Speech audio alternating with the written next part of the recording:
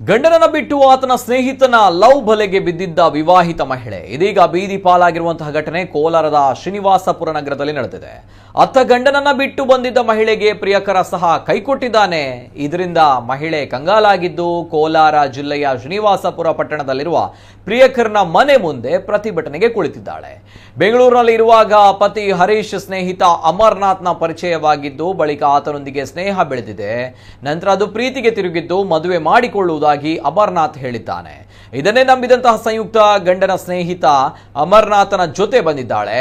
ಅಮರನಾಥ್ ಹಾಗೂ ಸಂಯುಕ್ತ ಕಳೆದ 3 ವರ್ಷದಿಂದ ಪರಸ್ಪರ ಪ್ರೀತಿಸ್ತಾ ಇದ್ರು. ಆದರೆ ಇದೀಗ ಸಂಯುಕ್ತ 5 ತಿಂಗಳ ಗರ್ಭಿಣಿ ಎಂದು ಗೊತ್ತಾಗ್ತಾ ಇದ್ದಂತೆ ಪ್ರಿಯಕರ ಅಮರನಾಥ್ ಮದುವೆ ಮಾಡಿಕೊಳ್ಳಲು ನಿರಾಕರಿಸಿದ್ದಾನೆ.